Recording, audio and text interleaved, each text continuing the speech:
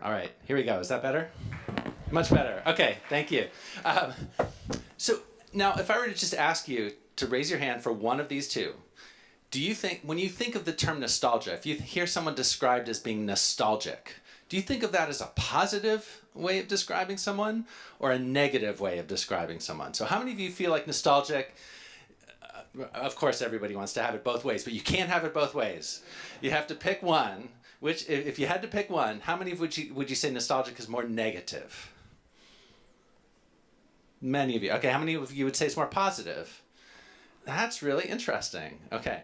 All right. So part of what is driving this for me, I was raised in an era, my parents were baby boomers, and to me, to be nostalgic was bad, right? It was a kind of insult to someone. Oh, you're just being nostalgic, right? Why would you do that, right? That's like a way of escaping what's really going on, right? You're just escaping into some weird fantasy invented world of the past in order to not deal with what's happening in the present. And I just want to make the case that that's not entirely fair, right? Nostalgia is a complicated phenomenon. It's a human phenomenon, but it's also a historical one. So this is what historians do, right? We try to think, and as a teacher, my main goal is to get students to understand themselves as historical subjects, right? In other words, and this is easy for folks of our age, right? Like we've lived through history. We know how things change. We've experienced it. When you're 18, the world doesn't feel historical to you so much, right?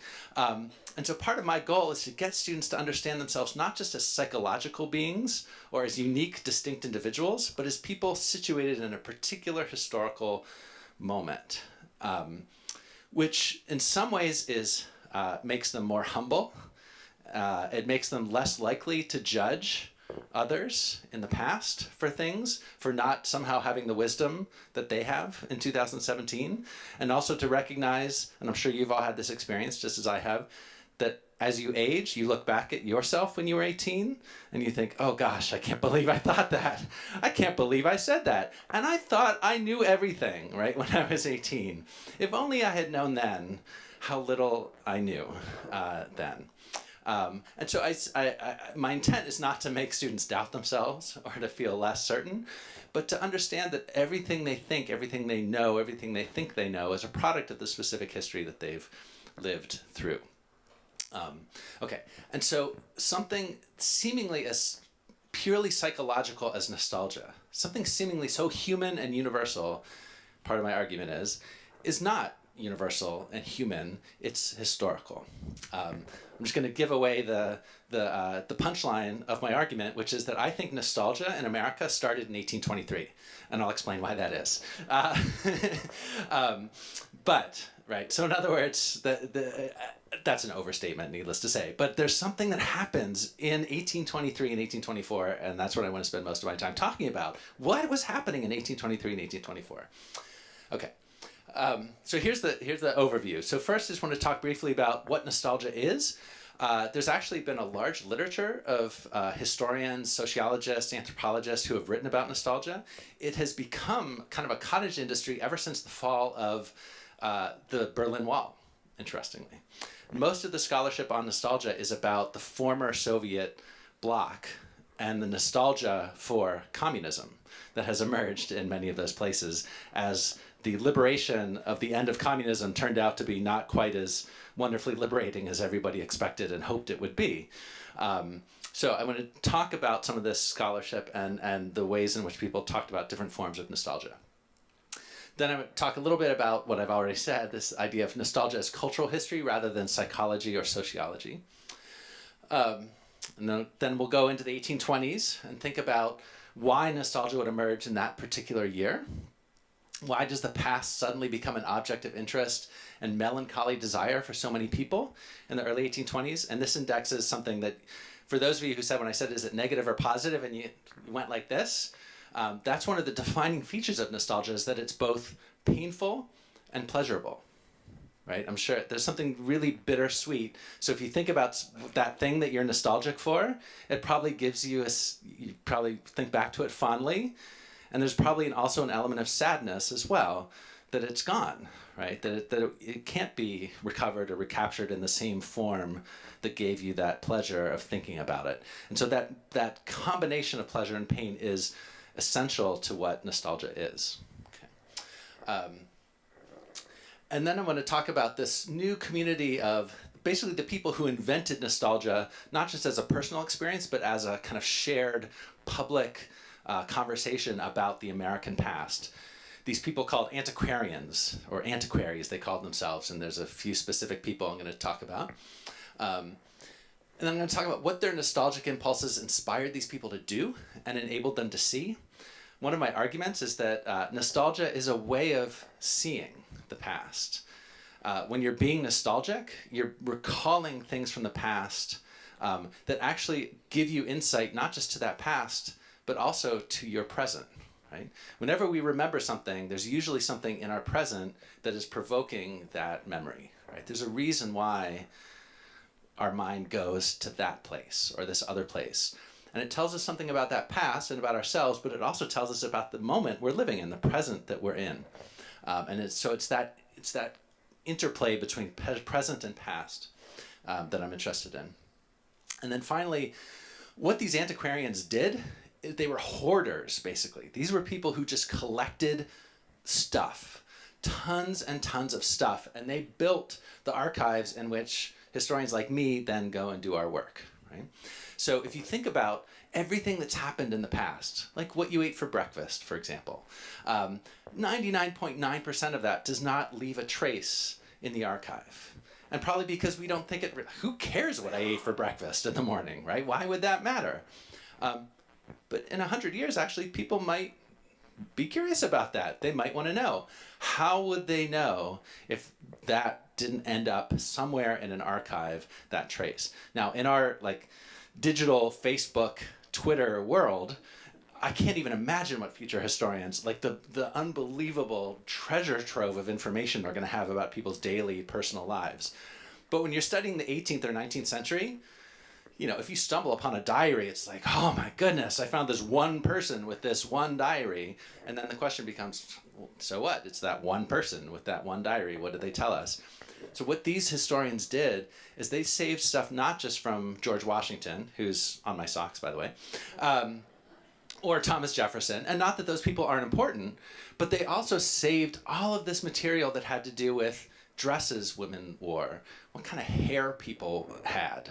All these things that we today think is kind of interesting and cool and that historians have done a lot of work with, but which at the time, nobody cared about this. Nobody thought it was important. And so that's in part why I think these people are important for us to remember and are significant. Okay, so I want to talk a bit about different types of nostalgia. Right, and so that I don't mean anything, but it just struck me as one way of thinking about nostalgia. We're living in an age of, every age is an age of nostalgia ever since 1823, but we're living through a particular one right now with this idea of restorative nostalgia. So what restorative nostalgia is, it's this idea that we really can go back to this past. Right? That the past maybe isn't gone, that we can bring back the coal economy, for example. I grew up in central Pennsylvania. The coal mines all shut down in 1982, 83 when I was in high school. Those coal mines are not going to be reopening, right? But a lot of the folks in that part of the country really do believe that and they're still waiting, right, for the coal mines. That's what their father did, and they want to do what their father did, right? So restorative nostalgia is this sense of here's this past, it was better, and we can kind of bring it back in its fullness, in its totality. It's a way to escape from that sense of change.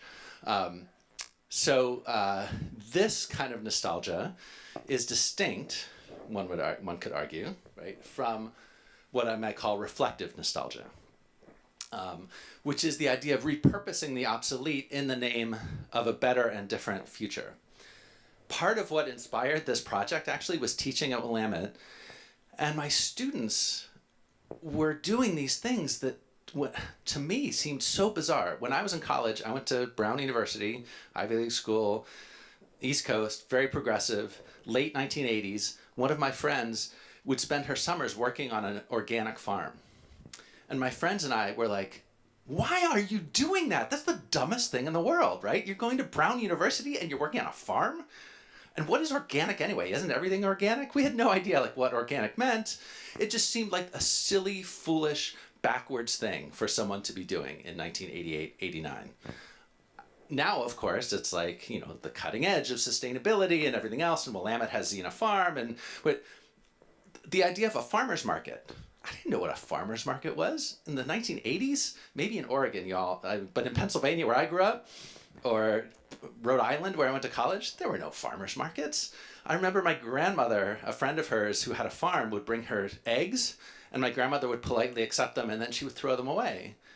Because she thought, well, they're dirty, right? They have, chicken poop on them. Why would you eat these? They're disgusting. Because the ones from the supermarket are nice and clean, right? They come out of a factory or something, right? I don't know if this is resonating with any of you or not, but there's this sense of it's modern and clean. If it comes out of a can, then that's better, right? Campbell's soup. Ew, making your own soup? Why would you do that? What a pain in the butt. But nowadays, they're like knitting, right? Thank you. We have a knitter here. And I have so many students, more knitters. I have so many students, 18, 19, 20-year-old, mostly women, but not all, who knit, who sit in class and knit. If I had a friend in college in the 80s who knitted, it's like, why would you do that? You can go to the store and buy a perfectly good sweater, right? Or a perfectly good pair of socks or whatever. So there's something about, to give another example, music. I would ask my students what they listen to, and they'd say, oh, Frank Sinatra is really cool, or the Beatles, or something. It's like, you're 18 years old, you're in college. Why are you listening to, my parents' music? What's wrong with you, right? Shouldn't you be listening to the new, when I went to college, the idea that you would listen to the music your parents listened to was just no way, right? Absolutely no way. Because we were modern. We were forward-looking. That was all backwards stuff from the past, right? So something has changed in the last 20, 30 years in terms of how we relate to stuff from the past, right? Things that we used to think of as obsolete are now becoming kind of new again, not obsolete. And in part, I think that comes out of a disenchantment with what has happened. So food is just the area that I'm particularly interested in. But, you'll see I have canning. This is another thing. I remember my grandmother would spend weekends canning sometimes. And I just thought that was the most bizarre thing ever. Why would you do that? This leftover from the past. Now all the kids are doing it. Farmers markets, chickens in the backyard. Again, why on earth would you have chickens in the backyard when you can go to the supermarket and buy really cheap eggs? And the reason, of course, is that this is about disenchantment with the industrialized food system. Right? This is about people who feel a sense of alienation from maybe not the entire system as a whole, but from parts of it. That there's something fundamentally, maybe it's environmentally unjust, maybe it's about the treatment of animals, maybe it's about some dimension of the industrial food system that makes people feel like this isn't progress, this is kind of barbaric, this is bad, and the way that we solve this problem in our present is by actually recuperating things from our past, right? We bring things from this past, and we don't devalue them, we actually have learned to value them. That's what I mean by a restorative nostalgia. In other words, treating the past as a reservoir of creative, interesting ideas that at one point maybe we thought were obsolete, but we're now starting to think, actually, maybe we should bring that back. Maybe that shouldn't be obsolete. Bicycles, right? In the age of climate change, all of a sudden, the meaning of riding a bicycle has taken on new meaning, right? If someone had told me in the 1990s, I bought a bike when I was living in Chicago in the 90s, but I did it for exercise, right? And because it was cheap rather than paying for gas, right? But it never occurred to me that I was doing something to try to heal the earth, right? Or deal with some big problem called climate change, because it didn't, in my mind, didn't exist yet in the early 90s. But nowadays, if you ask an 18-year-old about riding a bike, this is why they do it. They're using this old, obsolete technology in order to respond to a problem that they perceive in their present and in their future. Okay. This is just the numbers. Look at this. This is 1994, and this is 2016, the number of farmers markets in the US. So something has happened in the last 20 or some years that our relationship to the past has changed. And so all of that started getting me thinking about the early 19th century and when a similar change happened in the way people related to their past. Okay.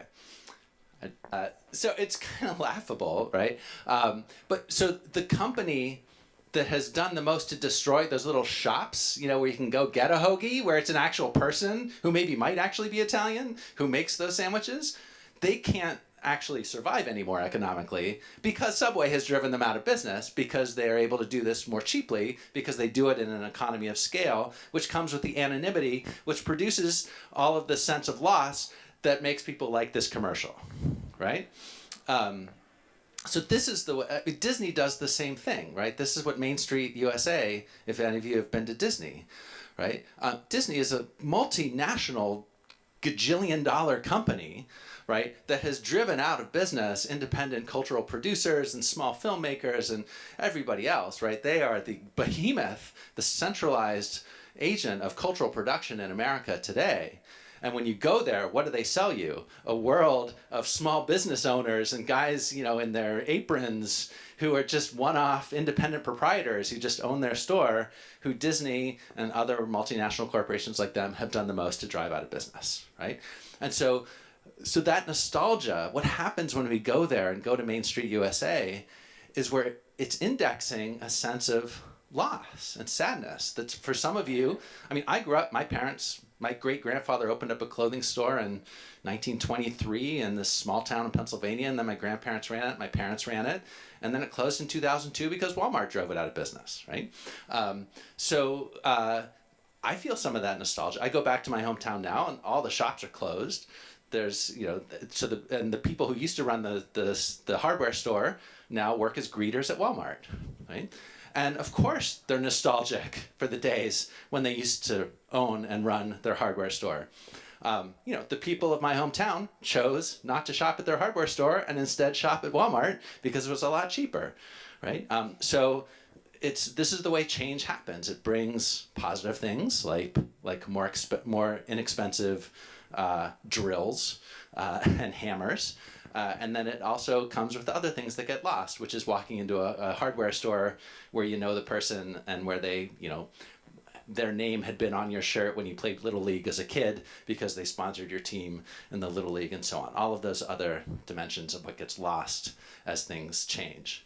And so nostalgia, so part of what I want to talk about is the way that nostalgia we might feel for that old Main Street USA is in part a desire for something that is not just obsolete, but we might imagine, how do we build a future that maybe has some of those components that we used to really like, that seemed like a good idea when Walmart moved into town, but now that all the businesses are closed, do we really like this? Or are there things that maybe we've lost that we want to find a way to kind of bring back in some way? Okay. Okay, so when we talk about nostalgia, I like thinking of it as a cultural sensibility, right? In other words, a way of seeing, a way of knowing, and it changes over time. So the question becomes, why in particular historical moments does a culture's relationship to the past take on a more kind of melancholy and nostalgic sheen than others? So when I was growing up in the 80s, I mean, I guess there was a little bit of that like nostalgia for the 50s, like Happy Days. You know, I don't know if you remember the show Happy Days. There was some of that, but it didn't feel sad so much, right? Happy Days was kind of like funny. So what does a resurgence of nostalgia tell us about those particular historical moments? How does nostalgia shape the way people think and the way they act? And what does the nostalgic subject know? What insights into historical dynamics are generated by the nostalgic sensibility? In other words, what happens if we think of someone being nostalgic not just as being silly and escapist, but actually someone who knows something about themselves, about the world, and about history? And so, and frequently the way this has happened, I don't know, this has a gendered dimension to it, and it has a kind of class dimension to it as well. Frequently, when people say, oh, they're just being nostalgic, it's often women that they're talking about. or sometimes it's talking about people who have not succeeded economically and are nostalgic. So like the people from where I grew up who are nostalgic for the days of the coal mines. It's like, yeah, there's a good reason why they're nostalgic for that, right? Because you could make enough money in a working class job without a college education that you could own a house and you could send your kids to college. And that has become impossible in the part of central Pennsylvania that I grew up in. So I totally understand why people are nostalgic for the days when the coal mines are open. That's not something to be like poking fun at those people for. It's an index of what's happened in their lives that has caused real damage and pain and hurt in their lives, right? So there's a reason why they're nostalgic for that. Whether or not just bringing back the same exact jobs in the same exact forms in which they existed 40 years ago is feasible or desirable is another question, right? But there's little doubt that that pain that is felt, the longing expressed, and the desire to make America great again is real. Okay. And I think these nostalgic subjects have something to teach us about the historical moments through which they were living, through which we are living, that we need to pay attention to. All right, so now we're going to talk about 1824. So it's like I'm in the archives and I encounter this thing that, oh my God, that's so cool. It's totally nostalgic. That's exactly the sort of thing I'm looking for. When was this published? 1824, right? It like happened like 20 times. It's like, what are the chances, right? That like all of a sudden, all this stuff I was interested in would appear as 1823 or 1824. And that's why I'm obsessed with this year. Okay, so there's a story called Peter Rugg. Has anyone here ever heard of Peter Rugg? Okay, there's no reason why you would have. It's one of those things that was like the greatest hit of the 1820s and the 1830s, but has subsequently been forgotten. So Peter Rugg, published in September of 1824, and in his memoirs, the editor of the newspaper in which this first appeared claimed, this article was reprinted in other papers and books and read more than any newspaper communication that has fallen within my knowledge. And 17 years later, in Godey's Ladies' Book, which is one of the most popular magazines of the day, someone says, is it possible that there's anybody on Earth that has not heard the story of Peter Rugg? I thought it was known all over the world, right? So this is just taken as granted. Of course, everybody knows about Peter Rugg, right? Okay. The other text that I want to talk about is the song Home Sweet Home, which is a phrase that's still in our cultural vocabulary, thanks mostly to, in part, The Wizard of Oz, right? There's no place like home, right? Which is a line from that song, Home Sweet Home. But does anyone know the original Home Sweet Home? No, it's not Stephen Foster. Stephen Foster's later, actually. Stephen Foster's not till the 1850s, but he's another person who I'm really interested in and write a lot about because his songs are also really deeply nostalgic. I'm not going to talk about him today, though, unfortunately. Okay, so I'll talk a bit more about each of these in turn. So first, Peter Rugg. So Peter Rugg, the story is there's a guy named Peter Rugg who at the time of the Boston Tea Party, so 1773, Peter Rugg goes out for a ride with his daughter. And he's trying to get back to Boston because the storm is coming. And he says, as he sees the storm coming, he says, I'll be damned if I'm not going to make it back to Boston before the storm comes.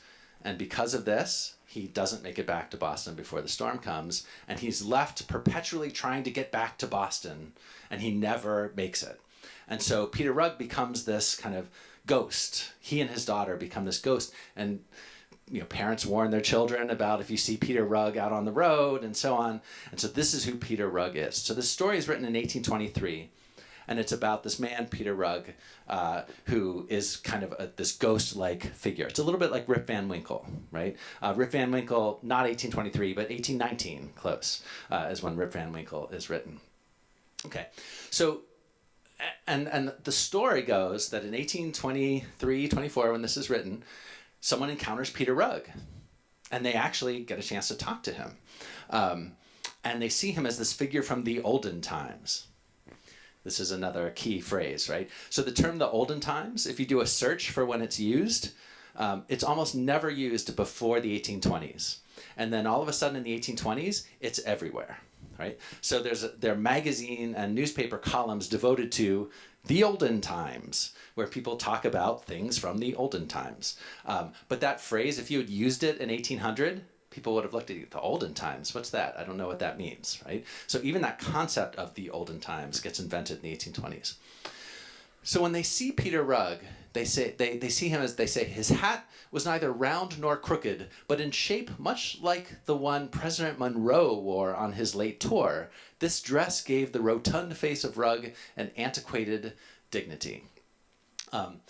So President Monroe, James Monroe, in 1817 took a tour around the country, and he dressed in Olden Times, old-fashioned clothing.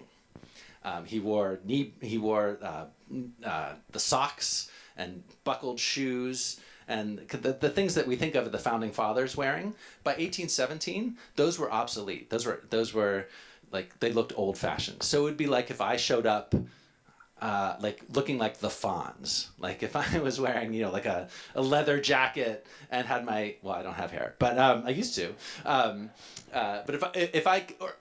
even better, if I showed up dressed like someone from Haight-Ashbury in 1967, right? If I had on the paisley float, right? And you'd look at me like, whoa, there's a guy from like the past, and maybe a past that I recognize. And maybe it would provoke nostalgia for some of you, right? To see someone dressed like that in 1967, like I just walked out of a Grateful Dead or Jefferson Airplane concert. This is the same way that people respond to Peter Rugg. They say, what? And James Monroe, like, whoa, wow, I haven't seen someone wear those clothes in a really long time. That's kind of cool. That's sort of interesting. That makes me sort of nostalgic for this Revolutionary Era past. So part of what happens with Peter Rugg, and they note that his horse's hooves were split from having traveled on a newly macadamized road. So macadam basically is invented in 1923, the magical year, right?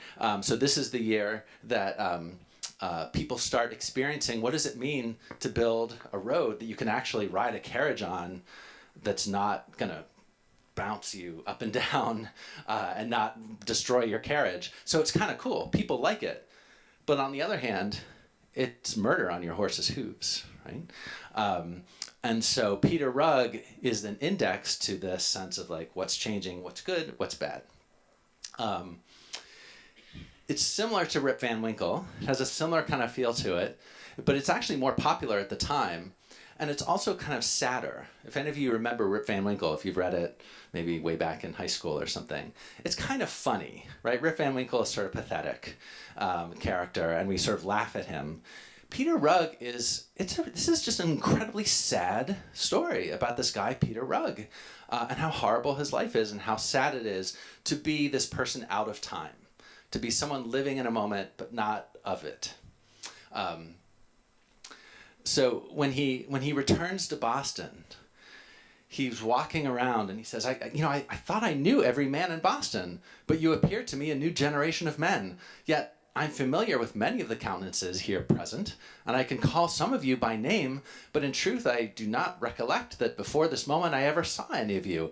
There I'm certain is a Winslow, and here's a Sergeant, and there stands a Sewell, and next to him a Dudley.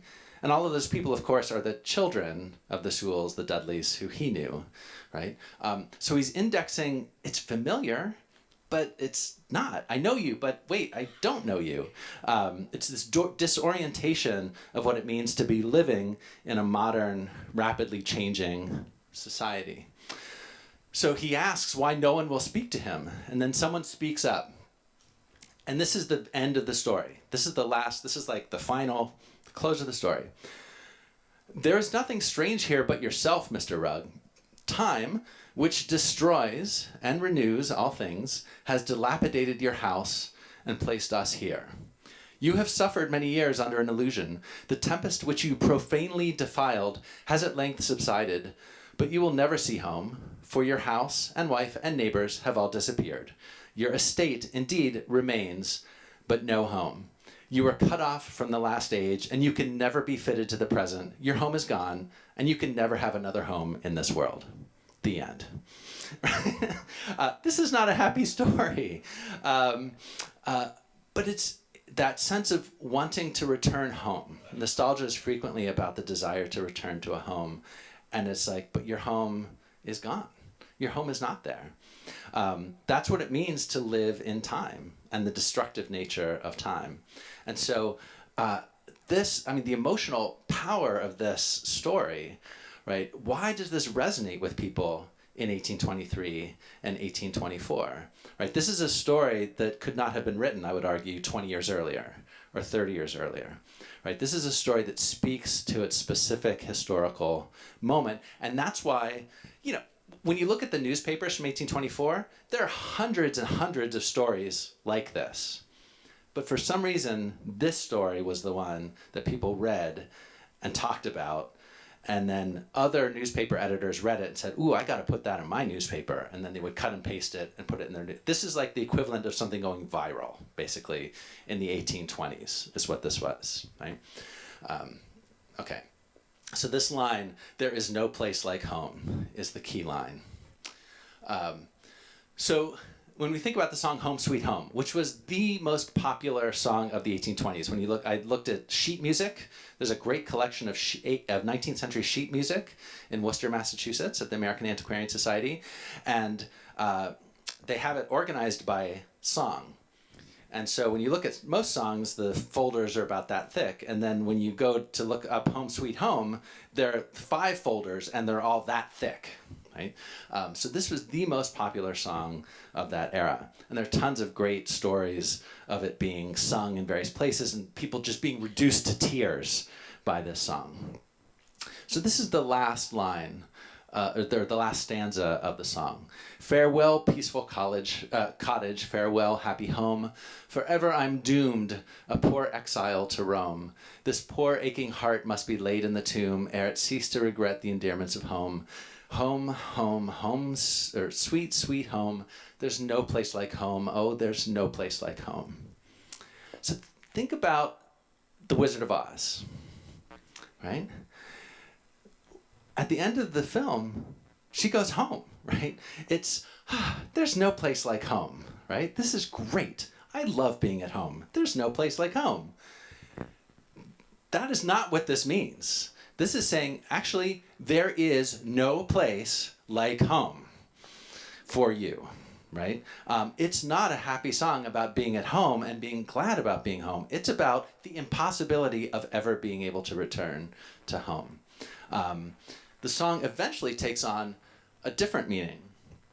So this is some of the sheet music that I looked at. So this is the 1830 version where it's a really sad woman and a cottage, and she can't ever go back there. The 1866 version is much more common, where it's a dad who just returned home from work, and oh, there's no place like home. Home sweet home, I love my home.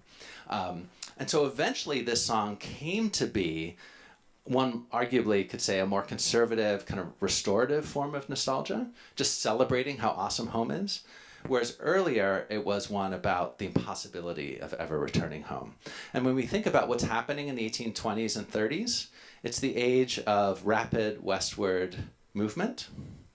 So for example, in the city of New York, in 1820, I believe it's 70% of the people who lived in the city of New York were not born in the city of New York in 1820. Almost a huge proportion of those people who lived in New York had been born in places that looked like that picture on the left, right? These were people who moved from rural areas into these more urbanizing areas. The city of Chicago explodes in the 1840s and 1850s, and the people who move into these cities are all people who grew up in the countryside.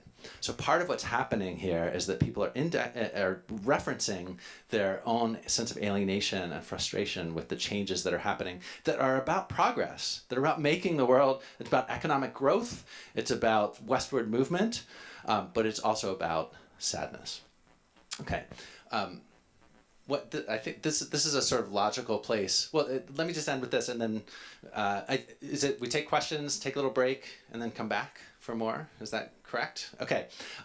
So let me just end with this, and y'all can ask me some questions, and we'll take a break, and then I'll come back and talk about some of these antiquarians. So this is what I mean when I say the Olden Times becomes an object of interest in a very specific historical moment. We have this great database at Willamette in our library called the American Periodical Series that contains not all, but most of the important magazines published in the U.S. from the late 18th century up into through the 19th century. So I did a search for just Olden Time or Olden Times to see when that term would be used. And as you can see, in the 18th century, it's like no one used, it's very rare for someone to use that phrase. Even in the 18 teens, it's very rare. And then all of a sudden in the 1820s, and I could break this out too, that it even is right around those years, 1823 and 1824, all of a sudden people want to talk about the Olden Times. They want to think about the Olden Times. And then it just sort of explodes from there in the 1820s and the 1830s and becomes this common, recognized phrase that people use, the Olden Times. And so what I want to talk about next is how that came to be and who the people were that were responsible for kind of building that conversation around the Olden Times. Okay, so how long for questions? What's the usual? 10 minutes or so. Okay, I see a hand over here. Or what's that? Waiting for microphones. Okay, excellent. Okay. I see someone over here with a microphone.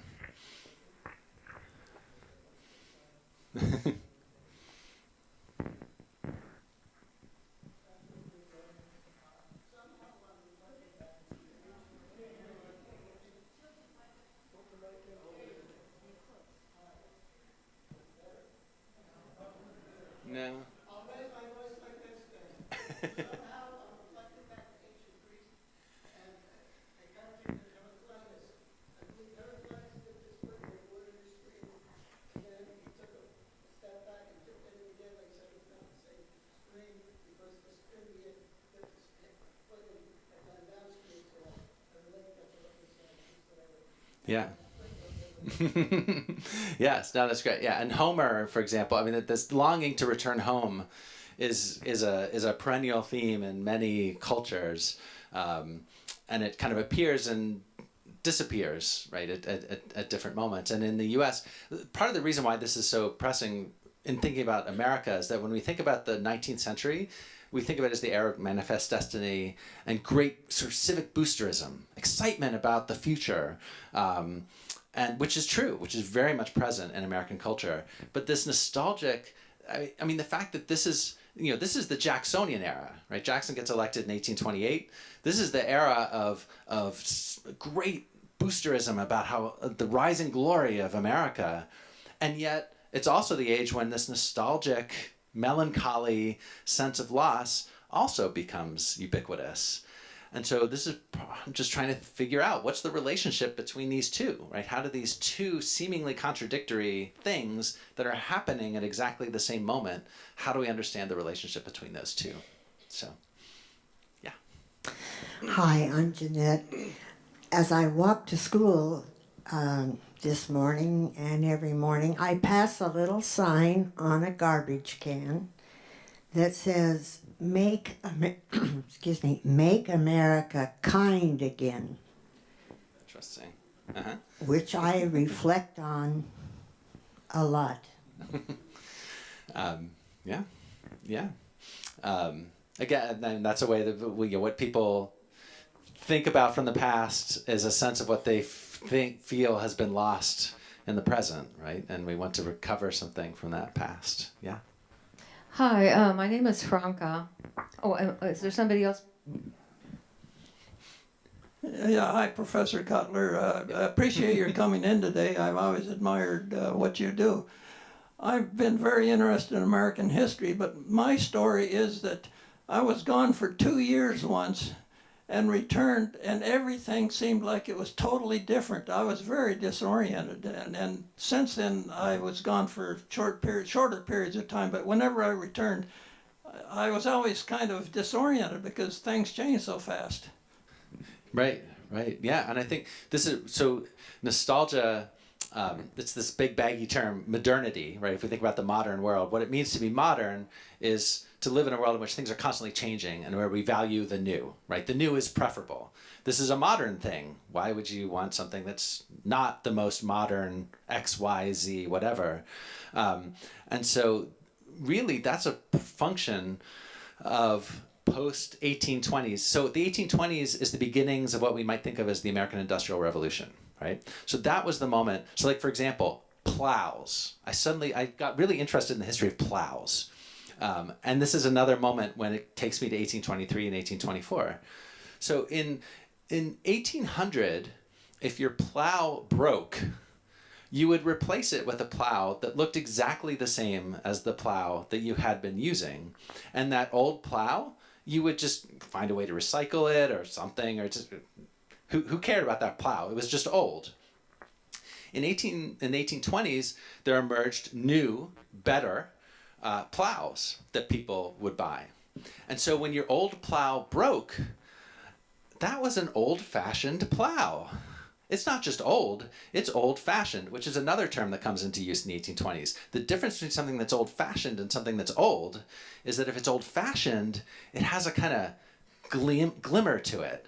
Like, for example, a spinning wheel or a butter churn. So the butter churn, when your butter churn broke in 1800, you just chucked it out. When your butter churn broke in 1824, when you no longer had to make butter because you could buy it because the Erie Canal had built this entire economy around milk and butter production that made butter affordable and good butter, so that as a mother or as a daughter, you didn't have to wake up at 6 o'clock in the morning and milk the cows and then make the butter, which was really kind of nice, right?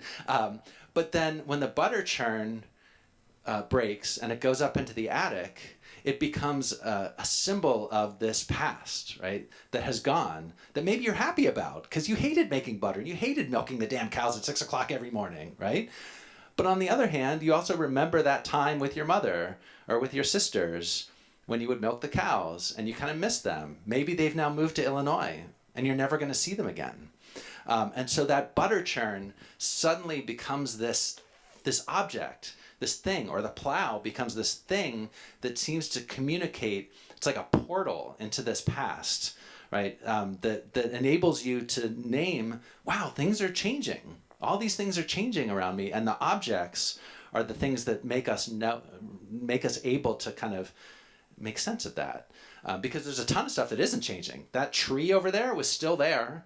That's the same, right? The grass is the same. The cows look the same. All these other things look the same. But there's certain things that are changing. And what are those things? And what sort of emotions do those things provoke is part of what I'm curious about and interested in. Yeah. Hi, my name is Franca. I did a presentation on James Fenimore Cooper, and his novels clearly are nostalgic because he is writing about a period of his childhood, and very beautifully and carefully analyzes those feelings through his characters. And what I gleaned from that research was that the United States in the night had the revolution, but then the real divorce from England happened in 1812. So we're talking about a period after that. And from what I read, that Americans were still really uncertain about this democracy thing, about this independence thing. There are a lot of people did think it was temporary. So I'm thinking that maybe at some point they realized, no, this is not temporary. We're looking back at what happened with nostalgia because it seemed to be idyllic. I mean, they displaced lots of Indians from their land. What's idyllic about that? Ask me, Right. But at that point, maybe they're coming to terms with, oh gosh, we really are a nation and we need to get buckled down and do something about being a nation. Mm-hmm. So do you see that as part of this nostalgic movement? Yeah. One of Cooper's earliest novels was published, you won't believe this, in 1823 or 1824, right? That's another, and I've been reading, I can't remember, I'm blanking on the name of it, which one it is. I've just been reading it. Yeah, and it's Christmas, The Modern Christmas.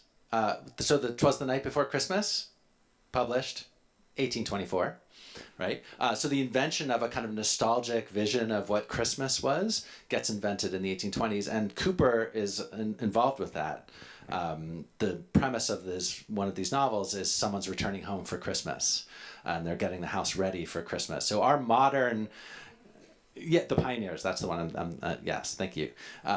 So anyway, there's a way in which for Cooper, Cooper has a different kind of relationship to it, in that he is a fairly well-off sort of elite guy who is ambivalent about the Jacksonian democracy that's happening around him, and he's kind of nostalgic for a day when working class people just like were respectful and obedient and liked rich, well-educated people like him and just did what he wanted them to do, rather than deciding for themselves that they had other ideas about the way the country should be run and so on.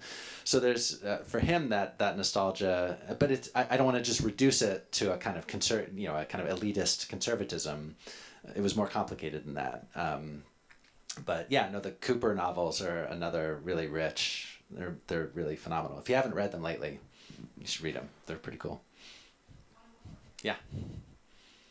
It seems to me that, like The Night Before Christmas, this is more of an international thing, of a Western civilization thing, of ties to Romanticism, which I see as a sympathetic rather than an empathetic reaction, nostalgia, more irrational than rational. How does this infect the entirety of Western civilization at the same time? Right. No, that's an excellent point. It's not just an American phenomenon. In fact, so Sir Walter Scott, right, the novels of Sir Walter Scott, which are published in the 18 teens.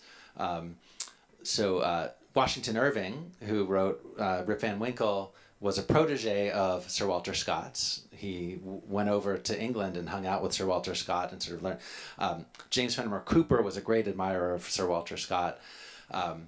The historian who's done the most to write about the history of nostalgia is a man named Peter Fritzsche, who wrote a book called Stranded in the Present, which is a brilliant book. And it's about the French Revolution. And it's about, his argument is, it's what we might call the Humpty Dumpty story today, that the French Revolution was basically when they knocked Humpty Dumpty off the wall and you can't ever put him back together again, right? That and this is why in many Western Civ courses, the line between the modern and the pre-modern is the French Revolution, right? That this is the moment when the modern world, that the pre-modern world is just destroyed and can never be returned to again. And we are then after that point in this path towards modernity. And so Romanticism emerges as a kind of sad, melancholy response to the failures of the French Revolution, right? The dream of reason, of creating a world that would be this Enlightenment paradise where we'd all be rational and scientific is just that, a fantasy. And so the Romanticists became much more interested in mystery, emotion, and so on. And so this is the way that nostalgia became a way in which people indexed their sense of sadness, frustration, loss over the failure of that Enlightenment dream to build the world that the French Revolution aspired to build. So Peter Fritzsche argues that it's the exiles, and so this is exiles in a major theme in nostalgia as well, the exiles from France who produced the literature and the thought that ends up becoming the foundational kind of texts in this nostalgic discourse of the 19th century. Yeah. Okay, we'll take a break now for 10 minutes. Okay. Thanks, everyone. Thanks for all those questions. That was really fun. I'm almost tempted just to do that more. So one of the things that I love about this project, and which means that I will probably die before I actually finish it, is that it just kind of goes everywhere. You know, it's one of these topics that just extends into, as I mentioned, the history of plows, or the history of milk production, or literature like James Fenimore Cooper. I got really interested in the women's history, and particularly the letters that women on the frontier wrote home to their sisters and mothers in the 1830s and 40s. That's what I was doing in Chicago. This is just a funny little tidbit from the past. So I was looking at these collections of papers of basically the founders of Chicago, the first kind of early white settlers in Chicago in the 1840s and 50s. And in these collections of papers, they're organized according to the names of the men who were famous for being mayors or whatever. But in these boxes were tons of letters written by and to their wives or their daughters. And on every single one of those letters, I wish I had the picture. I have it in my files, but I don't have it here. When I take the letter out of the box and open it up, anytime it was a letter written by or to a woman, someone had written, probably in the early 20th century, in red pencil, "not important," and circled it. Right, which should not come as a surprise, right? Because in the early 20th century, people were like, oh, well, this is just women chit-chatting about women's stuff. This isn't important. This isn't historical, right? This isn't significant. But of course, now, after the 1960s especially, and the women's movement, and the invention of women's history as a field, now it's like, oh my God, that's incredibly important, right? That's incredible. But this connects to the history of nostalgia, because frequently what was in those letters, so the men's letters were all about the price of pork in Chicago in this year, or about how much an acre of land cost, and writing back to their brother and saying, you gotta come, and when you come, it's this town in Illinois that is the town where you can get the cheap land, but it's the railroad's gonna go there, and so you wanna buy your land there because it's gonna become more valuable because the railroad's headed there, because I know, because my buddy is on the rail. So it was all about forward-looking progress. And the women's letters were just these sad, tragic, horrible letters about how awful it was to live in Chicago or on the frontier in the 1840s, and how much they missed their sister and how much they missed their mother, and they knew that they were never going to see them again on the earth. Right? And so it was home sweet home. It was about this sense of like, and there was one letter in particular that just almost brought me to tears reading it, where this woman in her 30s is writing home to her sister who's back in Connecticut, and she spends 2 pages just imagining what's happening right then in Connecticut. She says, I picture father sitting in his chair, and she describes the chair with great precision, and that he's sitting and reading this book, but he's fallen asleep and his head is like this. And she just creates this beautiful image, and you can just tell she's just crying her eyes out, right, as she's writing this, because she so desperately misses all of the people, because her husband, in the name of progress, has dragged her out to godforsaken somewhere in Illinois, right, in the name of economic success and progress. And so that's why when we think about, so what those historians in the early 20th century did is they said, oh, these emotional women, they're just being nostalgic. There's nothing important here. This isn't an important part of an American story, right? This is just silly, emotional nostalgia. And so for me, those letters, I think, speak to one dimension, not the only, but one important dimension of what it meant to move west in the 19th century. Okay. So let me talk about some of these antiquarians, and I've just become like totally obsessed with these, and they're really weird, quirky, wonderful people. So one of them is this guy named John Fanning Watson, who writes and then circulates this 800-page manuscript of, it's called the Annals of Philadelphia. And his first draft is finished in 1823. It goes through multiple editions. John Fanning Watson is a clerk at a bank in Germantown. Right? He makes like $1,000 a year in the 1820s, which is a decent living. He's kind of like basically middle class, maybe upper middle class. He's not from a wealthy, important, established family. He's just this quirky guy who gets obsessed with the Olden Times and starts doing all of this research into the Olden Times, and writes this enormous book. And the book reads, you can find it, it's on Google Books. If you just Google John Fanning Watson, Annals of Philadelphia. There's no logic to it. It's just basically cool stuff from the past. I mean, it's like, it just goes in all these different directions. And I refer to it as kind of like a polymorphously perverse like desire to just like anything that's old, bring it on. And I'm going to put it in my book, right? Whatever it is. So he forms these friends with other antiquaries in Philadelphia, and he likewise establishes correspondence with other people around the country who are interested in similar kind of weird things like this. So this is another 1823, 1824 moment. When we think about historical societies and the founding of historical societies, the first historical society in America was founded in the 1790s in Massachusetts by Jeremy Belknap, who's a minister. And there are like 3 or 4 historical societies in the 1800s and teens. And then all of a sudden in the 1820s, there's this explosion of historical societies that get founded. The Historical Society of Pennsylvania is one of them. John Fanning Watson is an important figure in that. And so there are dozens and dozens of these historical societies. And what these create, I mean, if you think about it, if you wanted to go write history in 1800, where would you go? Like nowadays, it's like, oh, I would go to the Oregon State Archives, or I would go to that archive or this archive. There were no archives in 1800. So the people who wrote the early histories of the nation were often just friends with people who they thought were important, and they would go to George Washington and say, hey, George, can I come to your house and look at some of your letters? And this guy named Jared Sparks did a lot of this work of just creating these archives. So the stuff that we have left to us was assembled and collected later. There's a great story about this guy named William Plumer, who in 1802, he goes to Washington, D.C. He's a Federalist they'd just been kicked out of power.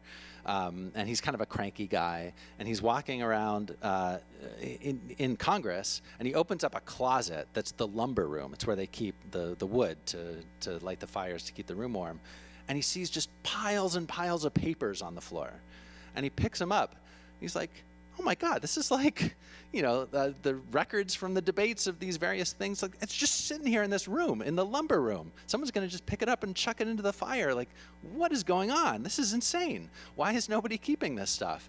And so he decides that this is his life's work, and he's going to just collect it and keep it and save it from the oblivion of time. That was an unusual sentiment. People thought William Plumer was kind of this weird, eccentric sort of guy.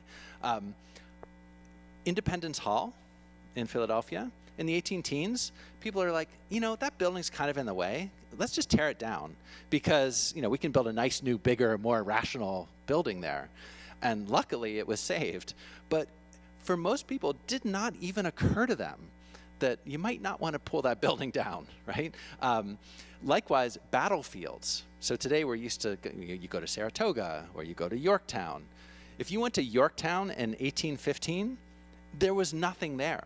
It was just a farm.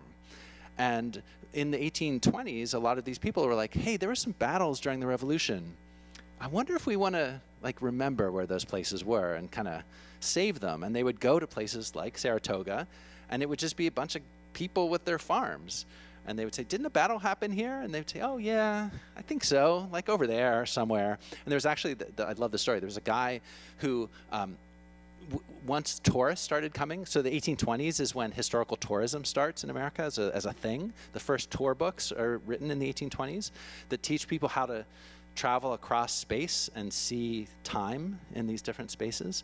And so, but before that, there was a guy who basically made a living in Saratoga when tourists would come, he'd say, oh, come with me, I'll tell you the story. I was there at the battle, and da-da-da.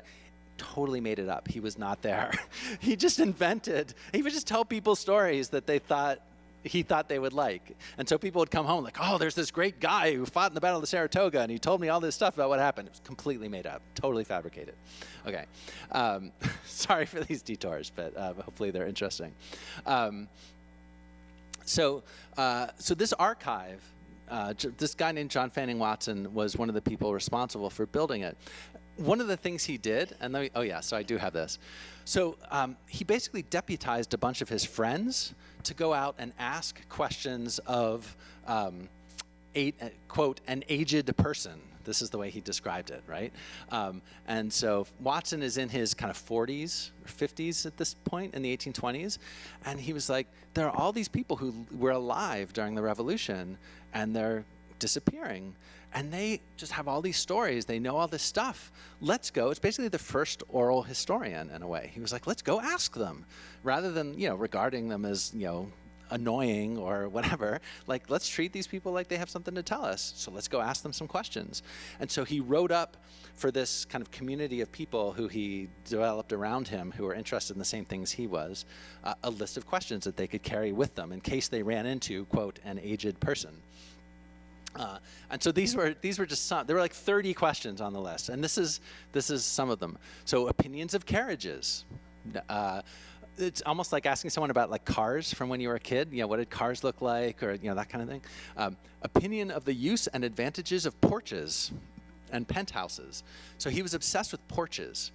John Fanning Watson was, because what happened in Philadelphia in the 18 teens and 20s is that people started removing the porches from their houses.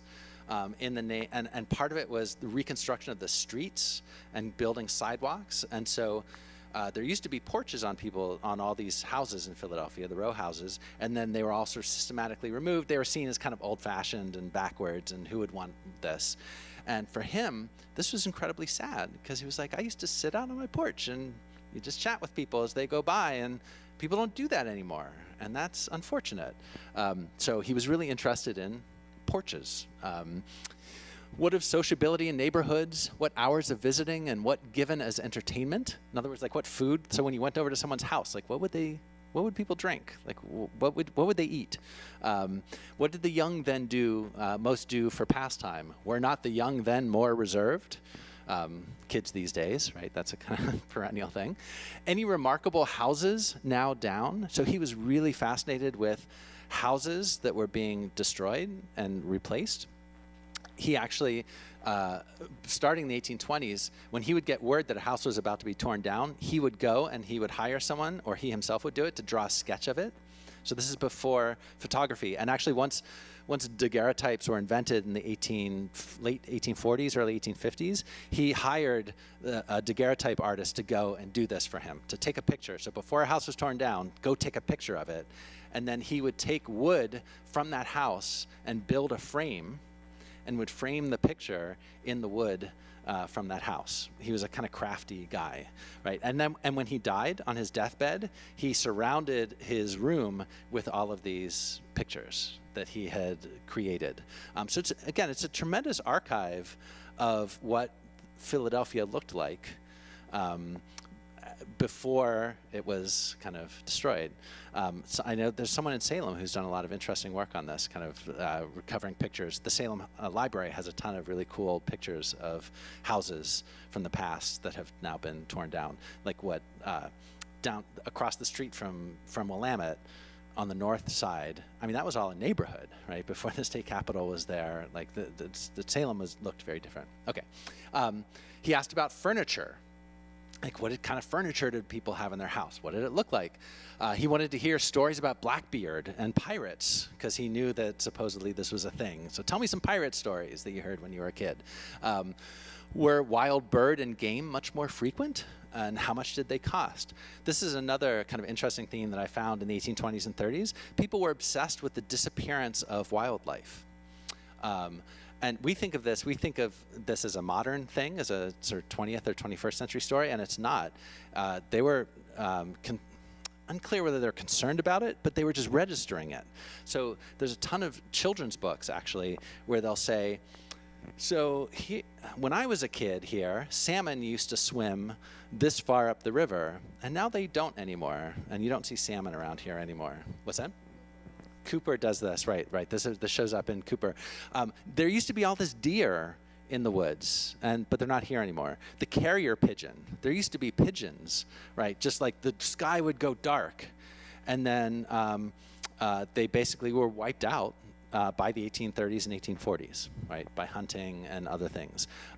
There was an extinction of turtles. Turtle soup became really popular in New York City. And there used to be tons of turtles in the Hudson River and in the Chesapeake Bay. By the 1840s, the turtles were all gone, right? And so there were these mass, not complete extinctions, but extinctions from within a particular part. And this starts happening in the 1820s, 30s, and 40s, and people notice it. Where did all the moose go? Where did the deer go? Where did the salmon go? Buffalo, right? Yeah, exactly.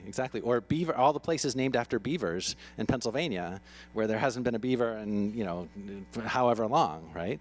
But there used to be. And some of those names are even nostalgic themselves in the 19th century, right? Indexing that these animals that we value and like aren't here anymore, right? That they've disappeared. Were Indians much more common in the city and on the road, right? Asking about not only disappearing wildlife, but also disappearing humans in the form of Native Americans. Did wigs seem natural? The first heads of natural hair, how did they seem? So this is one of the major changes that happened, is that men, sort of elite men, wore wigs in the 18th century every day. That's what you wore. And then by the 1820s, men didn't wear wigs anymore. And so John Watson is like, that's interesting. Like, so when did that start happening? And what did you think about it when you first saw a guy without a wig on? Was it weird? Like, what did you think about that? And this is the idea that you would write a history of hair, the idea that anybody would care about this, right? So the serious histories that people were writing in the 1820s were histories of battles and histories of politicians, and their, or the Parson Weems biography of George Washington was the bestseller, right?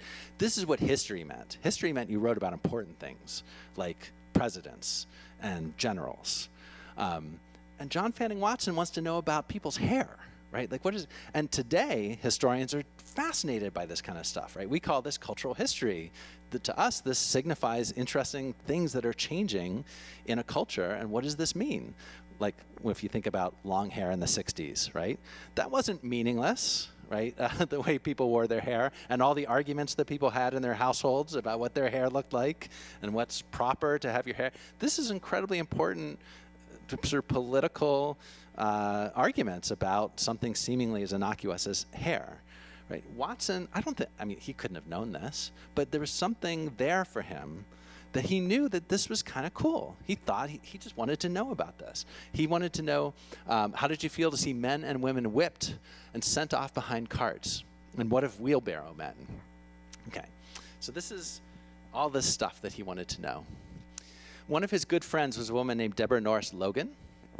And Deborah Norris Logan descended from two of the most important families in the history of Pennsylvania. The Norris family, Isaac Norris had been a governor of Pennsylvania in the 18th century. And then the Logan family, George Logan, which has come back into the news recently, the Logan Act, which was being discussed around Michael Flynn, who potentially might have gone against the Logan Act. The Logan Act, which says that a private citizen cannot engage in diplomacy. That exists because of George Logan, who lived in this house. This is Stenton. George Logan in the 1790s, who was a real Jeffersonian Democrat, very pro-French. When John Adams was president, George Logan was worried that we were going to mess up our relationship with France, and so he went over to France to try to patch stuff up, right? This is around the XYZ affair and the Alien Sedition Acts and all of that time. So George Logan just basically freewheeled it and just went over to France and tried to work out our conflicts between us and France. And when he came back, the Federalists were like, wait a minute, what are you doing? You don't have the authority to do that. And they created the Logan Act to stop that from happening again. Okay, so this is Deborah Norris Logan. And this is her house, which is still there. If you ever go to Philadelphia, I really encourage you to go see Stenton, which is in Germantown, which is on the outskirts of Philadelphia. It was kind of basically the first suburb of Philadelphia. So Deborah Norris Logan, and this is her up in the corner, she lived about a half mile from John Fanning Watson. And at some point in 1822, 1823, they encountered each other and started talking about the Olden Times. And she said, well, I have a ton of stuff in my house. Why don't you come over and we can look at it? And for about 2 years, they struck up this incredibly intense friendship where he would go over to her house and they would just sit, and she would pull out trunks from the attic or this chair that had just in the old attic of her house, and they would look at it and they would talk about it and they would read these old newspapers. There was one time in this room, actually, she remembered that there was like a whole bunch of newspapers back behind the wall. So she had one of her workers come and pull off the wall, and they reached in and they're like, oh yeah, look, there's all these old newspapers. And they pulled them out and they just spread them out on the floor and started looking at them and reading them. So for John Fanning Watson, who did not have a illustrious family history or any kind of, his parents wouldn't have kept their papers or that kind of thing, her house was like, a playland, right? It was like this playground for him of all this cool stuff from the past. And she was very mindful of her role in preserving it. In fact, many of the people who have preserved these documents and these family histories are women, right? So that women have played a really, and maybe this is the case in some of your families, that the informal archivist of your family, the people who keeps the pictures, or the people who keeps the letters and those kind of things are women, that this is often associated with women's work. This was the case in the 19th century as well, right? And likewise in the 19th century, this was frequently devalued and not necessarily appreciated. But now looking back, we're incredibly thankful that Deborah Norris Logan kept all of this stuff that a lot of people thought was like, oh, it's just old letters. Who cares about this stuff, right? But to her, she cared about it, or old chairs. Okay. Another person I want to talk about is this guy, Christopher Columbus Baldwin, who got his name before he became an antiquarian, Christopher Columbus. So Christopher Columbus Baldwin becomes the first librarian of the American Antiquarian Society. Has anyone ever heard of the American Antiquarian Society? Oh, okay. Our resident historian has heard of the American Antiquarian Society. It is probably the most significant archive today. So I went and did research there. So this all has this very meta feel to it. So a lot of the research that I did on this, I did in this place. It's a different building now. But the American Antiquarian Society was founded by Isaiah Thomas, who you may have heard of, not the clockmaker, different Isaiah Thomas, who was a printer. And he just collected a ton of newspapers. He was really interested in the history of newspapers. And so Isaiah Thomas had this enormous collection of newspapers from the 18th century. And in the 1820s, he was like, we need to do something with this because I just have these in my house. Why don't we create a place to put all this stuff? And so he found this guy, Christopher Columbus Baldwin, who was a Yale graduate. He had been a lawyer, but he hated it. And he mostly just wanted to write about the past. He was really interested in history. And so this was this perfect relationship that developed.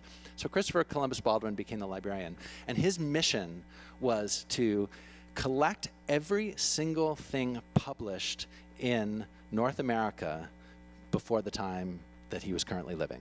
So everything, every newspaper, every book, every pamphlet, everything. He was had this OCD sense, and he created this bibliography where he tried to know everything that had ever been printed everywhere. And think, in the 1820s, that's an ambitious project, but in the time of the American Revolution, there were only 30 newspapers in the entire country that were being printed. Right, the population of North America at the time of the Revolution was 4 million people, like the population of the state of Oregon now, right? So it's a pretty different time. There's much less print, but it's still a really ambitious project. And so what Christopher Columbus Baldwin would do is he would get wind from someone that oh, hey, there are all these newspapers or old documents in someone's attic, and the person just died, and they're probably just going to throw them away. You better come. So he would go to these various places. It's almost like a flea market, or what's the word? The garage sales, right? Like garage sales almost. And he would go and sift through the stuff, and he would have his list. He had this growing bibliography, and he knew that he would see a pamphlet from 1765, and he would say, "Oh my God, we don't have this, right? No one knows about it. Oh, this is awesome!" And he would grab it and save it, and then take it back to the American Antiquarian Society. There is currently a digital collection called the Evans Digital Database that collects everything known printed in the U.S. before 1800. They used his collection to do that. So it's now all been digitized, all of this stuff. So we now have access to it.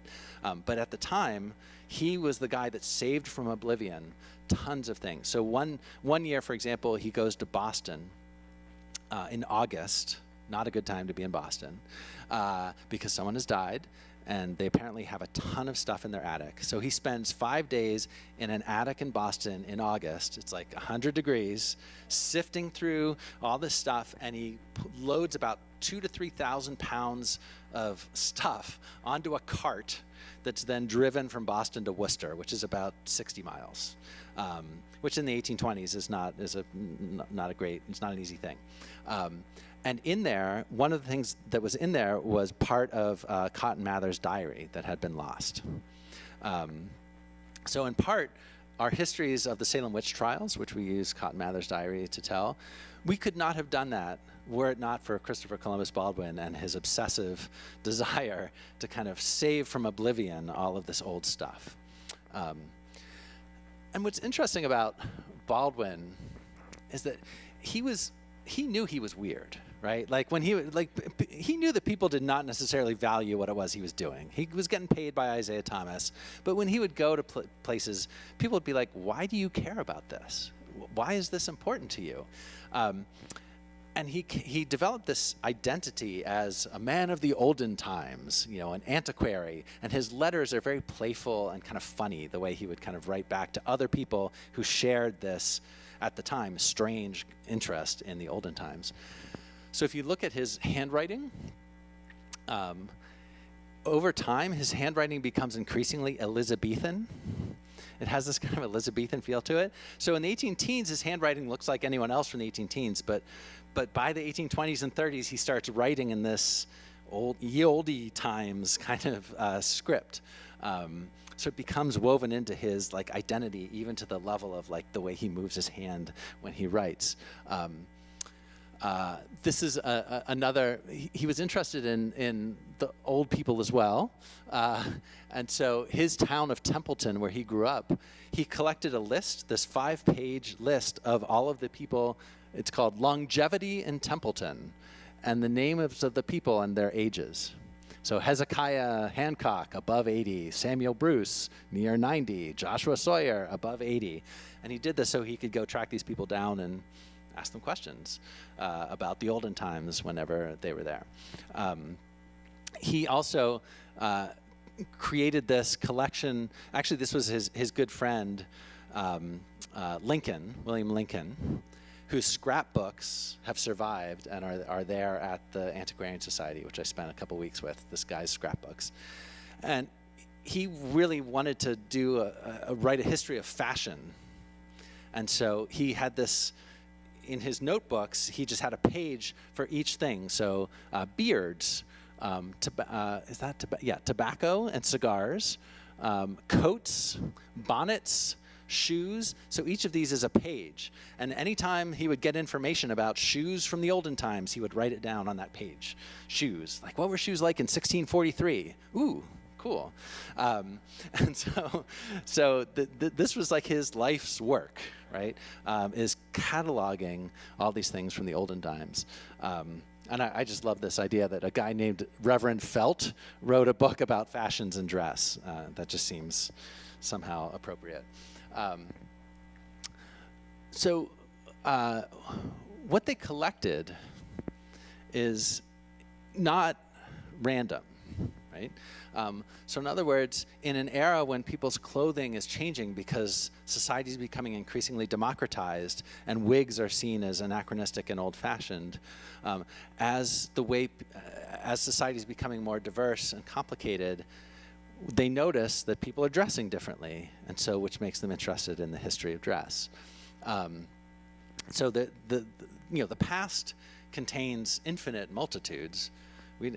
The reason why we pick out and identify certain things from the past as being suddenly relevant is because our present is changing, right? And so that's what these guys are doing, is that there are parts of the past that are becoming interesting and compelling to them.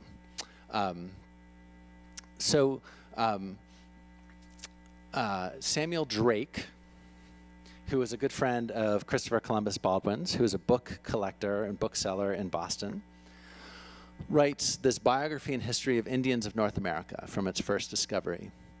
This is about an 800-page, and it goes through multiple editions, he keeps expanding it, an 800-page history of the Native Americans of New England that documents hundreds of different Native American nations and languages. where he went through, and Samuel Drake is not Native American himself, right? He's a Protestant, white New Englander, but he became fascinated and obsessed with Native American history right at this time in the 1820s. Can anyone name what's happening in terms of Native American history in the 1820s? I mean, there are many things, but Cherokee removal, right? Indian removal. So this is the era of Indian removal. And a lot of people in New England were not supportive of this, right? This is in part why they kind of hated Jackson, is because of his policy towards the Native Americans. And so all of these kind of well-meaning, middle-class, well-educated white New Englanders suddenly got interested in Native American history, right? In part because there was this sense that, like, what's happening as America is moving west is that these peoples are being destroyed and are being eliminated. And their emotional relationship to that wasn't, oh, well, that's cool. Their relationship to it was, that's bad. Like, that's sad. I don't like that. And so which drives their historical interest and their curiosity in Native American history.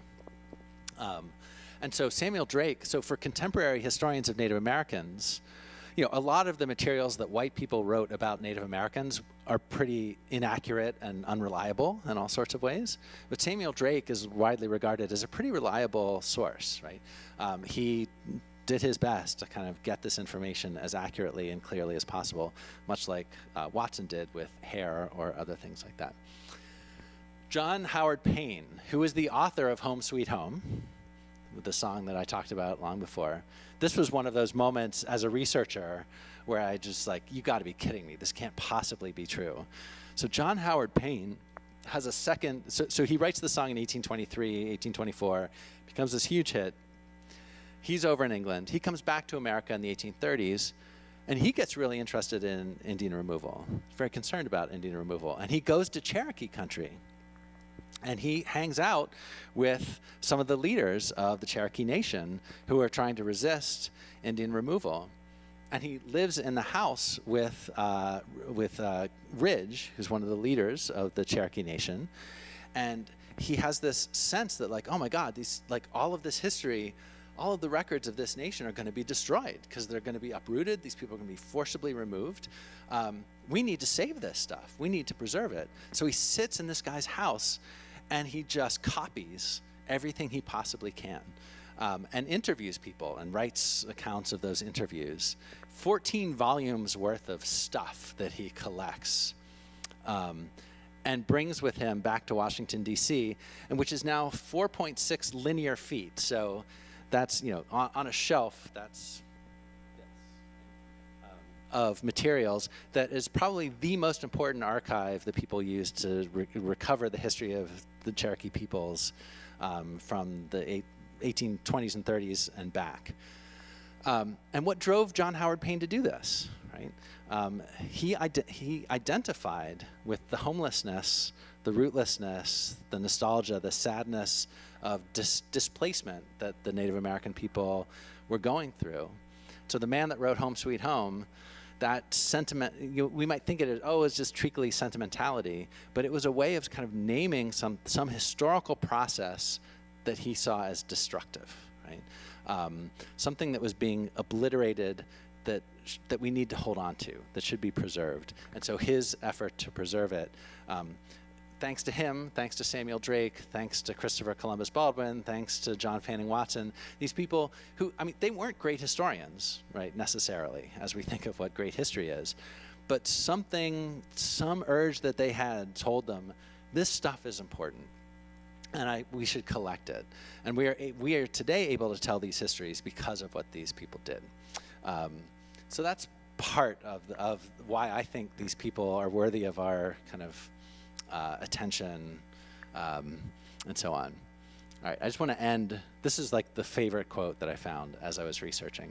So this guy, Joshua Coffin, is another one of these. So Christopher Columbus Baldwin's papers are basically his correspondence with about 100 other weird antiquarian people dispersed across, every town had one, right? There was a guy, some weird guy in this town, some eccentric person who was fascinated with the history, and nobody in the town really understood why, and they all thought he was kind of weird. But they all found each other by writing letters to each other and so on, and building this network and this community of antiquarians. So Joshua Coffin was one of these people. He wrote The Definitive History of Newburyport, New Hampshire, which I'm sure you've all read. This is the 1830s and 40s. There's this, basically every town gets its history written by these people. And these histories are really interesting because they're not what you would expect at all. They're filled with all kinds of amazing anecdotal detail, stories that aren't about like what powerful white men did, but contain all kinds of really interesting information, much like John Fanning Watson, that they wanted to know about like people's hair, and they wanted to know about all kinds of stuff, and then they just wrote it, they just put it down in these books that almost sold none. They didn't do it to make money, right? No one bought these books except for the people who lived in the town. But they've lived on, they've survived. There are hundreds of them. So Joshua Coffin was an abolitionist as well. He's most famous as one of New Hampshire's sort of leading abolitionists. 1831, he writes to Christopher Columbus Baldwin. And so Coffin is in the midst of writing this history of Newbury and Newburyport. So he says, your charge about my publishing the whole history of Newbury, I shall remember. So apparently Christopher Columbus Baldwin had written to him and said, don't you like leave stuff out. You know, you gotta have everything. Your history has to have everything, whatever that means. Coffin says, so the map of the sun, to be accurate, must contain its spots as well as its brightness. Remember, this is the age when every school child was reading Parson Weems' biography of George Washington, where he didn't, he could not tell a lie, right? And the cherry tree, where George Washington is spotless and perfect. This is the way history is supposed to be. And Coffin's like, yeah, no, not so much. I have spots enough, I assure you, to maculate my history. Maculate is to create spots in it. And it is far from my feelings, as it is from my design, to varnish over the virtues or conceal the faults of those who settled the town of Newbury. History, to be correct, should be written all over again. Historians, or many of them, have taken the same method in writing history that many people do in reading the Bible. They form their opinions first and determine what it should say, and twist all the facts and doctrines out of all shape to make them agree with their supposition. So with historians, parts are perverted or concealed to accord with their hypothesis. And this is a great story. So a good old curate and his wife were one evening looking at the moon. The old lady remarked that the dark spots in the moon resembled two lovers whispering to each other. "Oh no," said the old man, "it looks like the two steeples of a cathedral." Thus, imagination controls vision as a favorite hypothesis perverts facts. I love that. Like, imagination controls vision as a favorite hypothesis perverts facts. Happily for us, meaning this community of antiquaries, we have no wish not to see, and are gratified with a new fact, come whence it will, let it be what it will. I expect to give offense in my history, and in some cases shall have no wish to prevent it. So this idea that he has no wish not to see, right? Like, I don't, if it's there, it's there, and I'm going to collect it. That level of self-awareness about what history is, and in part, so Watson himself, if you read the Annals of Philadelphia, it's a mess. There is no story there. It's just stuff. But in there, he says, I hope at some point future historians will be able to use this to some purpose, right? This information that I've collected. He's like, I don't know what it means, but maybe somebody will. And at some point in the future, someone will find this useful and important. And so here it is, all this stuff. And in the same sort of way, this is what Coffin is saying. And for someone in the 1830s, I mean, history as a profession barely existed, right, in the 1820s and 30s. The people who we remember as historians from this era would be someone like George Bancroft. I don't know if that name's familiar to you, but George Bancroft wrote kind of this 10-volume history of America in the 1830s and 40s. And it's this incredibly celebratory. It's exactly what Coffin is saying you shouldn't do, right? It's just how awesome George Washington was, and how great the American Revolution was. And yeah, there might have been a few loyalists, but we're not going to talk about them. And it's just all the good things. Everything is basically leading to the present. Like, you talk about the past in terms of the extent to which people in the past aspired to be as awesome as we are today. And George Coffin is like, no, the people in the past didn't aspire to be like us today. They had all kinds of things that they cared about and thought about that have nothing to do with us, and that we might actually learn from because they are different from us. And so why don't we just save that stuff and write about that? So I'll let Joshua Coffin have the last word. Thanks. And happy to take more questions.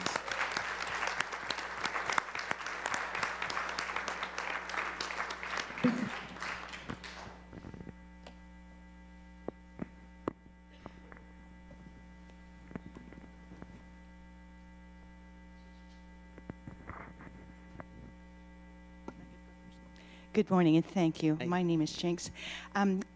Given the fact that migratory groups, refugees, are going to create different kinds of cultural artifacts, art, for example, they won't be doing a lot of pottery if they're moving.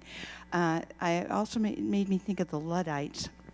If I am remembering correctly, it was about the same time, and that whole shift from cottage industries to modern kinds of things. And I think that's one of the reasons why Monroe wore long pants at some point, because they couldn't get the socks. But could you talk some more about why it was that you said that what happened in the 1820s couldn't have happened 20 or 30 years earlier? The development of macadam, for example, is an example of a major shift that allowed transportation in a different way than they had been working with. What had been happening historically? Right. That's a huge question. One of the comparison points that I often make is, so when you think about the American Revolutionary Era, the clothing of the American Revolutionary Era and much of the iconography was Greek, right? Was a reference to ancient Greece. So the buildings with the columns, men would wear togas. There are those sculptures of George Washington dressed like Cato. People would read, and so when Hamilton wanted to figure out how to design the government, he went back and he read these ancient Greek and Roman texts. And for him, it was like, well, oh, how did the Romans do it? Cool, let's do that too. There wasn't this sense of like, oh, that was 1,700 years ago, and things were kind of different. It was like, oh, they can speak to us across time, right? There was not a sense of sadness or that gulf where that is just really irreducibly different what they did 1,700 years ago than now. So that's the change that to me is really interesting, is that there's the sense in the 1820s that like, oh, that's really different, and it's never going to come back, and it's somehow distant from us in a way that we can't. So that's the difference between old-fashioned and old, right? No one used the word old-fashioned in the 18th century. You can't find it.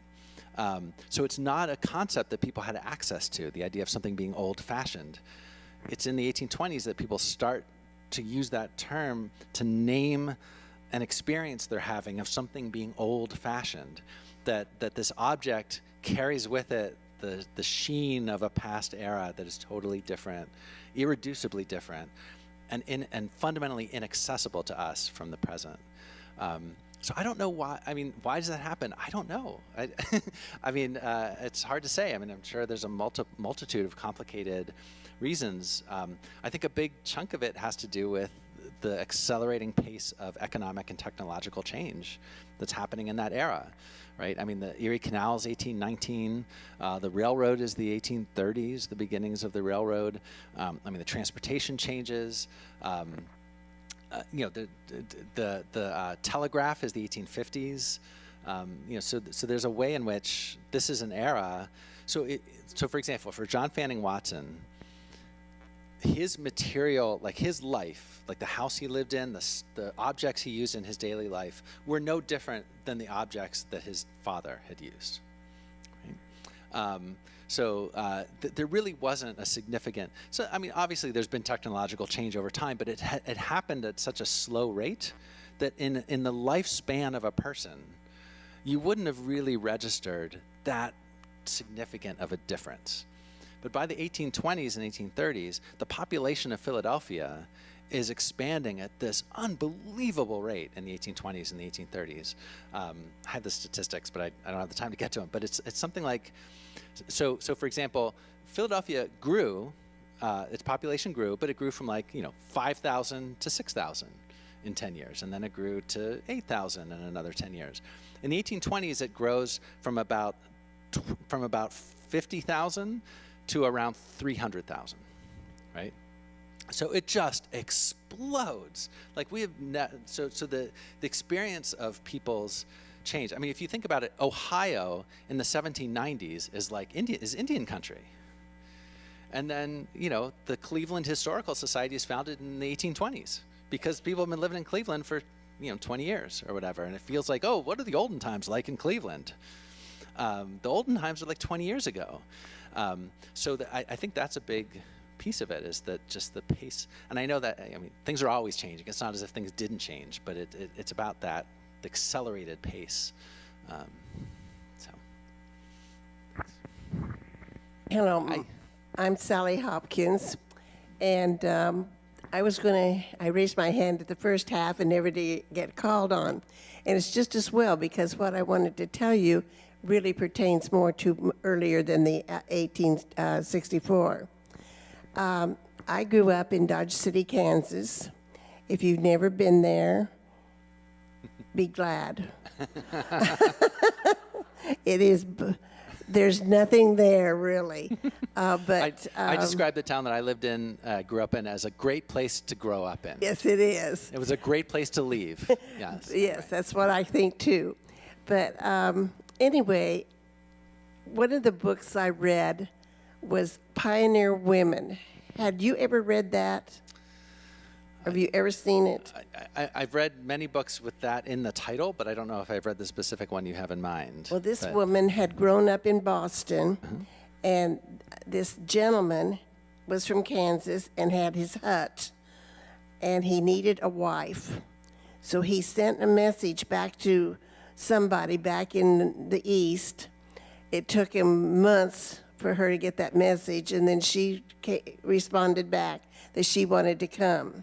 And so she was quite a bit younger than he was, and she could not believe this hut that they lived in. But the other thing was, he would have to go into, when they're farming, and there's no trees. I mean, really, there are no trees. And so he would have to go into the nearest town to shop for them. But it would take him like a week to get there, and that would be driving the buggy and pulling a horse, and another along with him. And he'd get his supplies, and then he'd spend another week coming back. Well, the other thing about the hut was the Indians, and she would just have to board up her windows and everything, and board up her house from the inside. And it was just a petrifying thing. But anyway, it was a very, very interesting book. And if you ever had a chance, these long letters that she would write to her family members, they're just beautiful.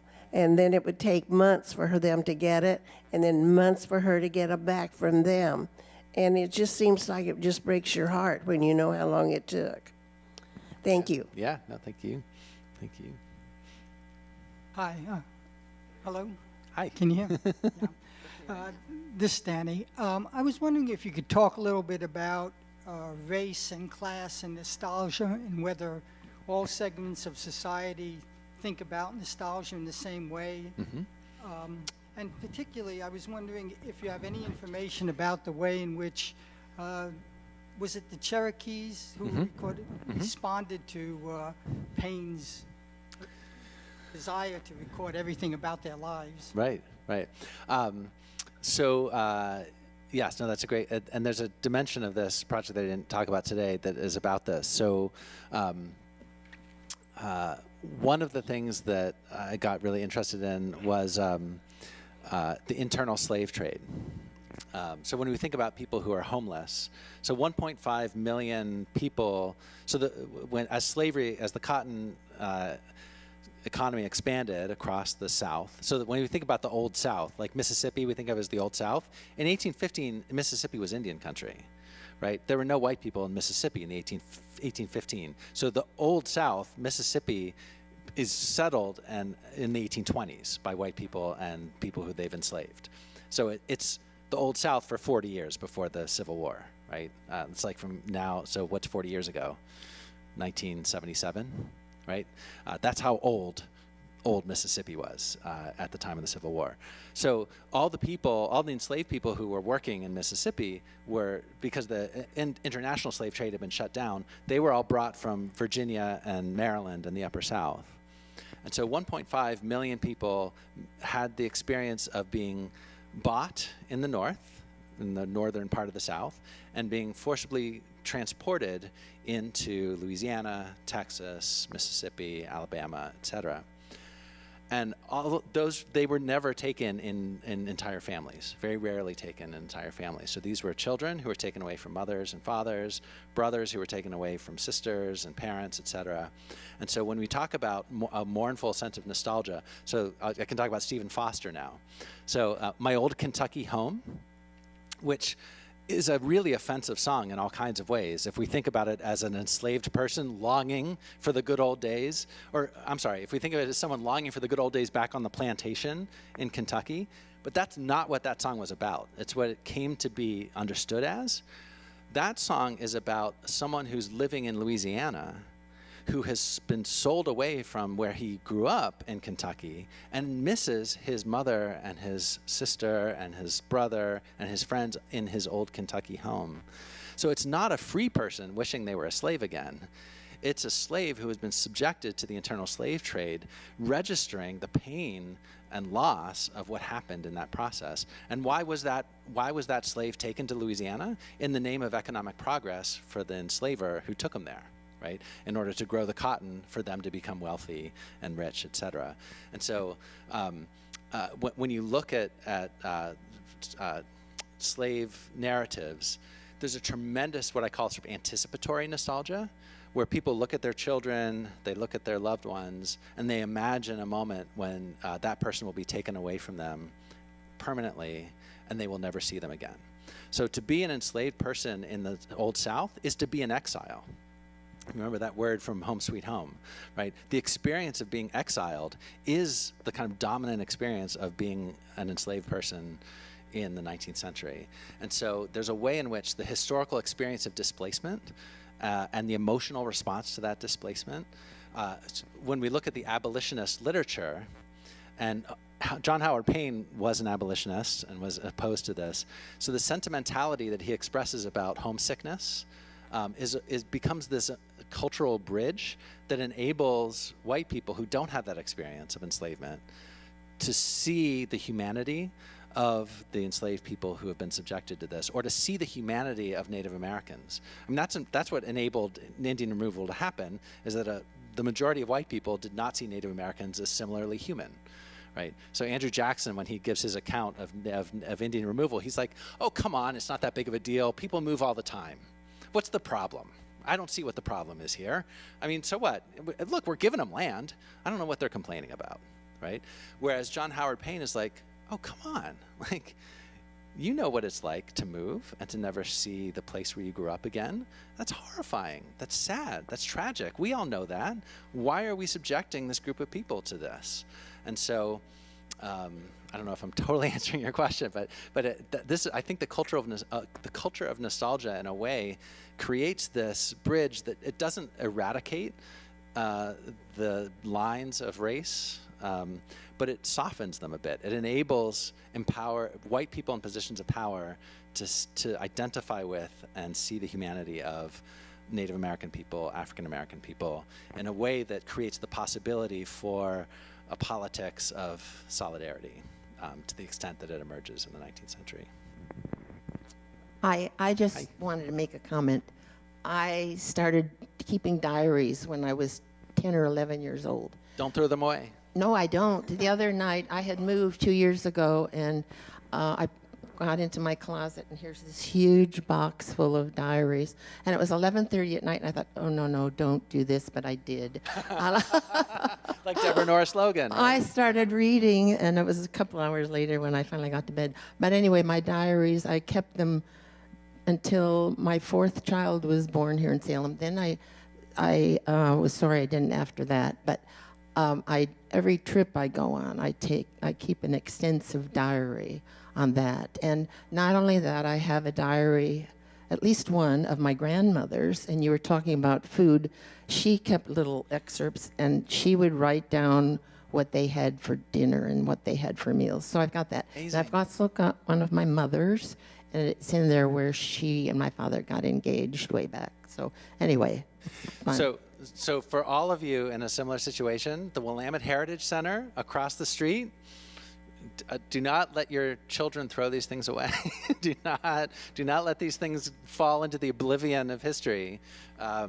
Seriously, I mean, they might seem, obviously these are cherished for you, but I know lots of people who feel like, oh, whatever, it's my grandmother's diary. Who would care about that? We care about that. Historians care about that. It might, to you, it might not seem important, but I mean, in all seriousness, so many families have these treasures, these historical treasures that who knows what meaning someone might make of it or what insight it might give us. So don't be overly humble about the insignificance of you or your family or whatever.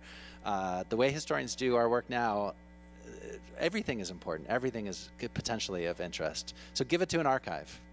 Give it to Willamette, or give it to the Willamette to the Heritage Center. All right, I think we're out of time. Yeah. Thanks, all. This is Peter. Oh. Mm-hmm. Sorry. The study of history is very dependent on the recording medium. The first records, I guess, were carved in stone, which were pretty permanent, but low capacity and not searchable. Then we moved on to paper, which was not as permanent, but had greater capacity, still not searchable. And the more technology has advanced, the more capacity and searchability we've achieved. But it seems to me that the longevity isn't there.